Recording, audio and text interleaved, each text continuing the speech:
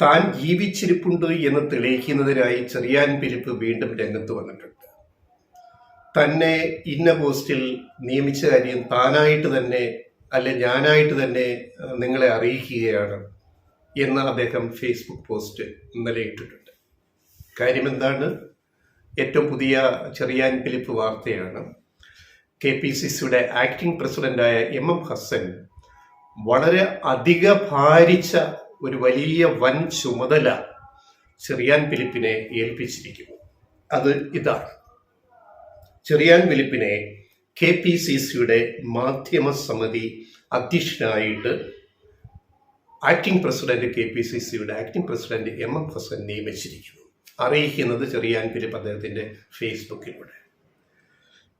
എന്നിട്ട് ഈ ഒരു കമ്മിറ്റി, ഈ സമിതി, മാധ്യമ സമിതി, ലോക്സഭാ തെരഞ്ഞെടുപ്പിൽ തന്ത്രങ്ങൾ, കുതന്ത്രങ്ങൾ, മറുതന്ത്രങ്ങൾ, ബഹുതന്ത്രങ്ങൾ, അങ്ങനെ പല തന്ത്രങ്ങൾ ആവിഷ്കരിക്കേണ്ടുന്ന വളരെ ഭാരിച്ച ഒരു ഉത്തരവാദിത്തമാണ് ചെറിയാൻ ഫിലിപ്പിന്റെ നേതൃത്വത്തിലുള്ള ഈ മാധ്യമ സമിതിക്ക് MM ഹസൻ കൊടുത്തിരിക്കുന്നത്. ഒരു വലിയ ഒരു ചുമതലയാണ്. അത് അദ്ദേഹം ഏറ്റെടുത്ത് നടത്തണം. ചെറിയാൻ ഫിലിപ്പ് അദ്ദേഹത്തെ സഹായിക്കാൻ, ടു ഹെൽപ്പ് ചെറിയാൻ ഫിലിപ്പിനെ സഹായിക്കാൻ ഒരു വിശാല കമ്മിറ്റിയെ എടുത്തിട്ടുണ്ട്. അതിൽ വളരെ പരിണതപ്രജ്ഞരായ, പരിചയസമ്പന്നനായ ഒരു ടീമാണ് അതിൽ വന്നിരിക്കുന്നത്. അതിൽ ചെറിയാൻ ഫിലിപ്പിനെ അഭിമാനിക്കാം. അതിൽ വന്നിരിക്കുന്നത്, ഇതിന്റെ കൺവീനറായിട്ട് നിയമിച്ചിരിക്കുന്നത് ദീപ്തി മേരി വർഗീസിനെയാണ്.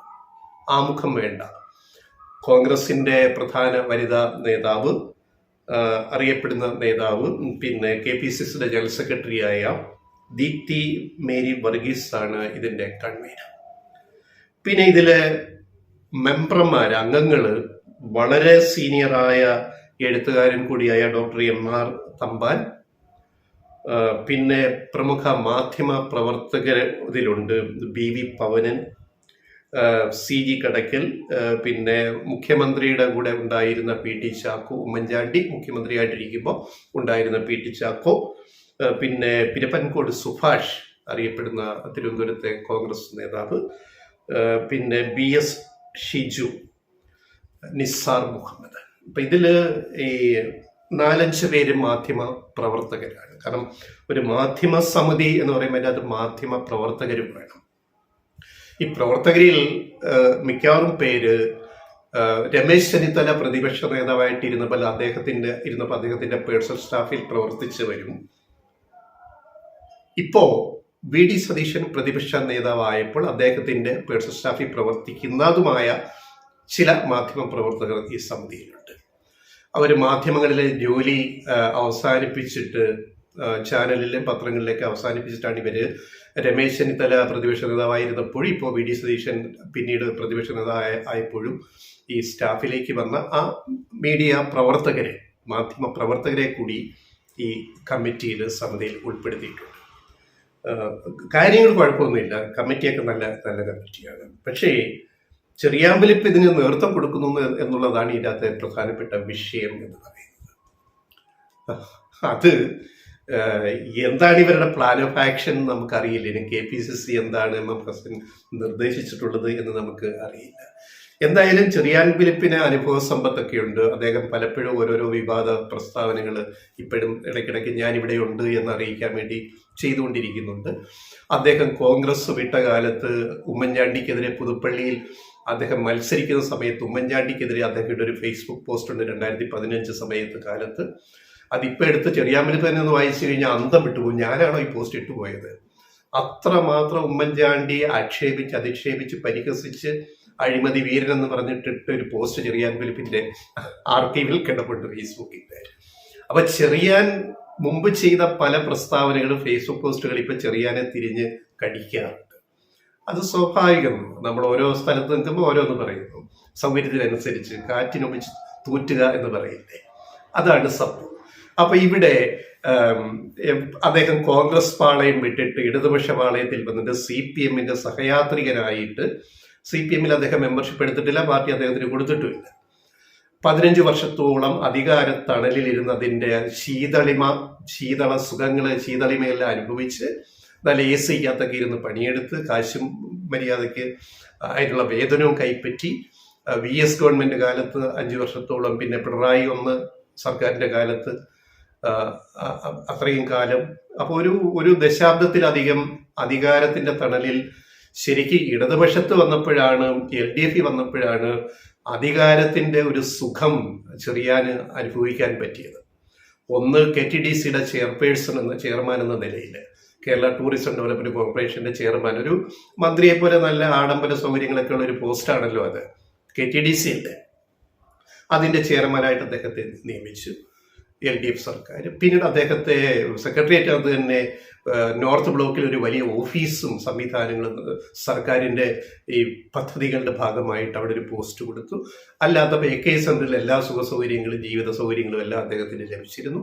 അപ്പൊ ആ സമയത്ത് അദ്ദേഹം ചെറിയാൻ ഫിലിപ്പ് കോൺഗ്രസിനെ ധാരാളം ചീത്ത വിളിച്ചിട്ടുണ്ട്. ഫേസ്ബുക്കിലൂടെ ഈ പറഞ്ഞ പോലെ ഉമ്മൻചാണ്ടി ഉൾപ്പെടെ വിളിച്ചിട്ടുണ്ട്. അത് അന്നത്തെ ഇതിന്റെ ജോലി അതായിരുന്നു, അത് അദ്ദേഹം ഭംഗിയായിട്ട് ചെയ്തു. ഇന്നിപ്പോൾ എൻ്റെ ജോലി ഇതാണ്. ഇനിയിപ്പോൾ എനിക്ക് ഇതാണ്, മാധ്യമസമിതിയുടെ തലപ്പത്തിരുന്നുകൊണ്ട് കോൺഗ്രസിനെ ഇവിടെ 20 സീറ്റിലും അല്ല LDFന് എതിരായിട്ട് UDFനെ ജയിപ്പിക്കുക എന്നുള്ളതാണ് എൻ്റെ ഉദ്ദേശം. ചെറിയാൻ അനുഭവ സമ്പത്തുണ്ടില്ല എന്ന് ഞങ്ങൾ പറയത്തില്ല. ചെറിയാനെ ഈ AK ആന്റണി എന്ന് പറയുന്ന ഒരു വിഗ്രഹത്തെ ഉണ്ടാക്കിയത് ആരാണ്?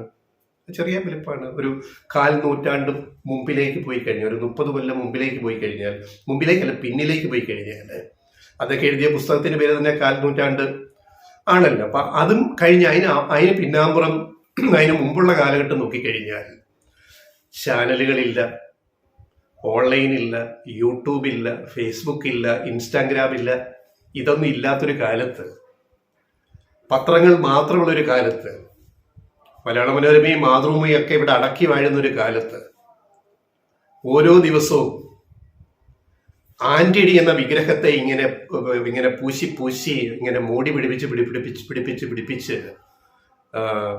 പത്രോഫീസുകളിൽ നിരന്തരം എത്തിക്കൊണ്ടിരുന്ന ഒരു ചെറിയാൻ ഫിലിപ്പ് ഉണ്ടായിരുന്നു.